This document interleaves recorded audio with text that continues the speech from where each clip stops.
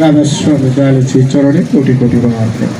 উপস্থিত ভক্ত সজ্জন ঋত্বিক ও দাদা ও কল্যাণময়ী মায়েরা, সবার প্রতি রইল আমার আনন্দিত জয় গুরু। সময়ের সঙ্গে একটু তাল মিলে চলাটা একটু ভালো হয়, কিন্তু অনেক সময় দেখা যায় তাল তাল করতে করতে মাঝখানে সব বেতাল হয়ে যায়, এই ধরনের অনেক সময় যা। আমি অবশ্য আমি অবশ্য তেমন কথাবার্তা বলি না এরকম অনুষ্ঠানে। যাক, দাদাকে ধন্যবাদ, আমাকে একটু সময় দিয়েছে, খুব ভালো। দাদাকে বিশেষ বিশেষ ধন্যবাদ ঠাকুরের পক্ষে। জয় গুরু। আজকের এই অনুষ্ঠানের সম্মানিত ঋত্বিক দাদারা, আমরা এবং অন্যান্য দাদা ও কল্যাণময়ী মায়ের আমরা যে সমবেত হয়েছি, আজকের প্রার্থনার মূল উদ্দেশ্য হলো তপু বাবু তিনি শিক্ষার উদ্দেশ্যে চিটাগাং ভার্সিটিতে যাচ্ছেন। ওনার সেখানে যেন সফলতা লাভ করতে পারে, এটাকে কেন্দ্র করে আজকে আমরা সবাই সমবেতভাবে ঠাকুরের কাছে মার্চ পিটিশন করলাম। সাক্ষী বাতাস, আলো, ঋত্বিক দাদারা, স্বস্তিনী, যাজক, অধৈর্য এবং সকলেই তৎসঙ্গে থাকতেছে আমাদের ব্রহ্মদেব। আমরা আসন দিয়েছি সেই ব্রহ্মদেবও সাক্ষী। প্রার্থনা তো আমরা সবাই করি, বাড়িতে একা একা করি, কিন্তু আজকে এখানে সবাই মিলে একতাবদ্ধ হয়ে করা মানে ঠাকুরের কাছে জরুরি এই আবাদটি করা হলো। আমি আমারও শিক্ষা জীবনে একদিন আমি দেখছি, ক্লাসে আমার এক স্যার বলতেছে যে তোমরা তো এখানে অনেক ছেলে মেয়ে আছো, ভালোভাবে পড়ালেখা করো, জানি না কার ভাগ্যে কি আছে। আর আমরা স্যারেরা কিন্তু চিরদিনই স্যারেই থাকবো, এখান থেকে আমাদের পরিসমাপ্তি চাকরি, কিন্তু তোমাদের অনেক আশা আকাঙ্ক্ষা আছে। তো সেদিন আমাকে একটা স্যার গল্প শুনেছিল, উনি হলেন নাম হলো ওনার নাম ইয়াসিন স্যার। তো উনি ইংলিশ ক্লাস নিতেন, অনেক ছেলে মেয়ে, আর শেষের দিকে এক ছেলে বসতো। ও ছেলেটা মানে দেখতে ভালো না, লিখলিখে হালকা। ও মাঝে মধ্যে সে ইংলিশ দিয়ে কথাবার্তা ইংলিশ স্যারকে জিজ্ঞেস করতো। তো ইয়াসিন স্যার বলতো যে হেই এরা কোন পুষ্কি ছেলের পিছন থেকে এবারে ব্যাক ব্যাক ব্যাক ব্যাক করে উঠে। স্যার ওই ছেলেটাকে তেমন গুরুত্ব দিচ্ছে না, সামনে যেগুলো পাচ্ছে ভালো ভালো ছেলে মেয়ে, এদের প্রতি মনে খুব আকৃষ্ট, ওই ছেলেটার প্রতি তেমন গুরুত্ব দেয় না। এইভাবে 4-5 বছর চলে গেল। ফাইনাল পরীক্ষা শুরু, স্যার পরীক্ষার হলে ডিউটি করতেছিল। তো তখনকার দিনে পরীক্ষাগুলোর বিষয় গেলা হলো ওই ম্যাজিস্ট্রেট আসবে, ঊর্ধ্বতন কর্মকর্তারা আসবে, ওই স্যার গেলাকে দেখি কোন স্যার কিভাবে ডিউটি করে। এই হলে বাচ্চাগুলো কেন গোলমাল করতেছে, তার মানে ওই জায়গায় স্যার দুর্বল, ওই জায়গায় স্যারকে গিয়ে একটু থ্রেট দিতে হবে। তো স্যারেরা একটু ভয় করে। ও বিদায় ইয়াসিন স্যার খুব মানে ভয় ভীত হয়ে পরীক্ষার হলে ডিউটি করতেছে, আরেক স্যার সহ। ওই স্যারকে বলতেছে স্যার ডিউটি করে ঠিক মতো দেখেন, স্যার আসতেছে স্যার আসতেছে। এমন সময় ম্যাজিস্ট্রেট চলে আসলো। ম্যাজিস্ট্রেট আসে, ওই ইয়াসিন স্যারকেই বলতেছে স্যার আপনি ওই ছেলেটার খাতাটা নিয়ে নেন তো। ইয়াসিন স্যার ভয়ে একেবারে ভাগে আমাকেই খাতা নিতে বলতেছে, আমারই ভয় বেশি আর আমাকেই খাতা নিতে বলতেছে। কিন্তু তখনকার দিনে একটা সমস্যা ছিল, হলের মধ্যে যদি কোনো ছেলে মেয়ে অ্যাক্সিডেন্ট হয় তাহলে ওই সমস্ত সমস্যাটা স্যারের উপর গিয়ে পড়ে। স্যার বিশাল ভয়ে মানে আতঙ্ক হয়ে গেল, ওর চোখ মুখ লাল হয়ে গেছিল। তখন ওই ম্যাজিস্ট্রেট বলতেছে স্যার খাতাটা এদিকে আনেন। তখন স্যার যখন আসতেছে তখন স্যারকে বলতেছে স্যার আসসালামু আলাইকুম। তখন বলতেছে ম্যাজিস্ট্রেট আবার আমাকে সম্মান প্রদর্শন করতেছে, এটা আবার কি ব্যাপার, কে? তখন ওই ম্যাজিস্ট্রেট বলতেছে স্যার আমাকে চিনেন, আমি সেই ফজলুল, আপনি আমাকে মাঝে মধ্যে বোকা দেন না, আমি যে স্যার ওই পিছনে বসতাম আপনি আমাকে একসময় বলছেন না যে তুমি এত পাতলা ছেলে, তুমি কি খাও না? ওই খাই না, ওই ছেলেটাই আমি। দেখো স্যার বলছে অবাক ব্যাপার, অবাক ব্যাপার। ওই ছাত্রই আমাকে,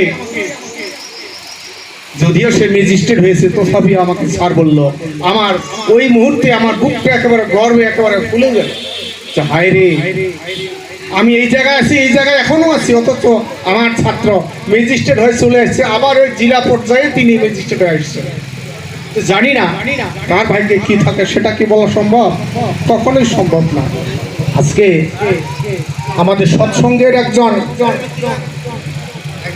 মোটামুটি ধরনের কৃতি সন্তান তপু, সে ঠাকুর সম্পর্কেও অনেক জানেন, তিনি আরো জানার চেষ্টা করুক। ঠাকুর ওনার উপর সদয় হোক।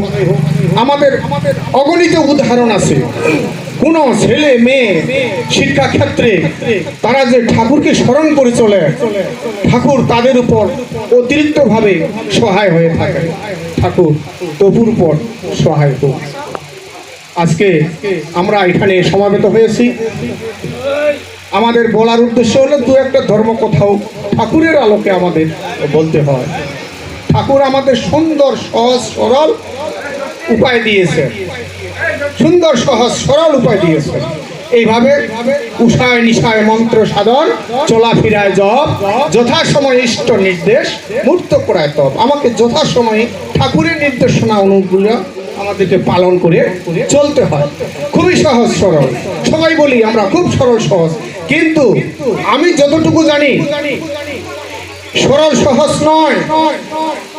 সন্ধ্যা প্রার্থনা আমাদের করিতে অলসতা লাগে, সকালের প্রার্থনা হাইরে হায়, ভোর ভোর সময় আসিলেই সারা রাতে যে ঘুমটা হয়, ভোর ভোর সময় ঘুমটা আবার দ্বিগুণ হয়ে আসে, উঠার কোনোদিন ইচ্ছা হয় না।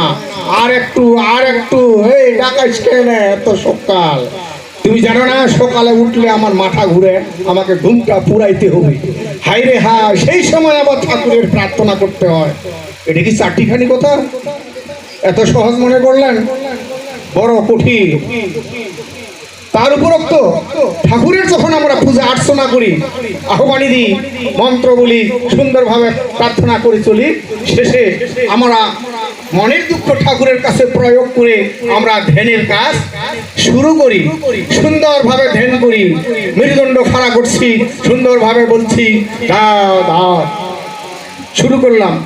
কিন্তু দেখা যায় বাবা মার চোখ, বাবা মার শরীর গঠন, বাবা মার মুখচ্ছবি আমাদের চোখের সামনে, আমরা যদি চোখ বন্ধ করে থাকি, ওনার ছবি আমাদের চোখের সামনে ভেসে উঠে, আমাদের চোখের সামনে ভেসে উঠে। কিন্তু ঠাকুর আমার বাবারও গুরু, আমারও গুরু, তাহলে তিনি আমাদের সকলের অবস্থানের চেয়ে ওনার অবস্থানটা আরো কত উপরে। তাহলে ঠিক ঠাকুরকে ভালোবাসলে ঠাকুরের ছবি আমাদের ধ্যানের সময় সুন্দরভাবে সামনে দাঁড় হবে।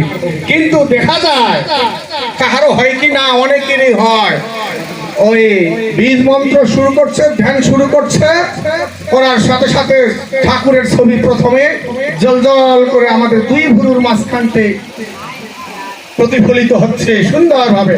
কিন্তু দেখতে দেখতে দেখতে দেখতে দেখা যায় সেই ছবি হারিয়ে যায়, অন্ধকার চলে আসে, চলে আসে মানুষের অন্য প্রিয়জনের মুখ, চলে আসে গরু ছাগলের মুখ, চলে আসে অন্যান্য পশু পাখির মুখ, চলে আসে মুখ দিয়ে আমি বলতেছি, কিন্তু চোখের সামনে বা অন্তরের মধ্যে ধাক্কা মারতেছে আগামীকালকে আমার কি কাজটা খুব জরুরি, ওইটা আগে করতে হবে। ও বলতেছে আমি মেহমানে যাব, ও বলছে আমি গরু বাড়ি যাবো, ও বলতেছে আমি খেতে খামারে আমি এই কাজটা করব।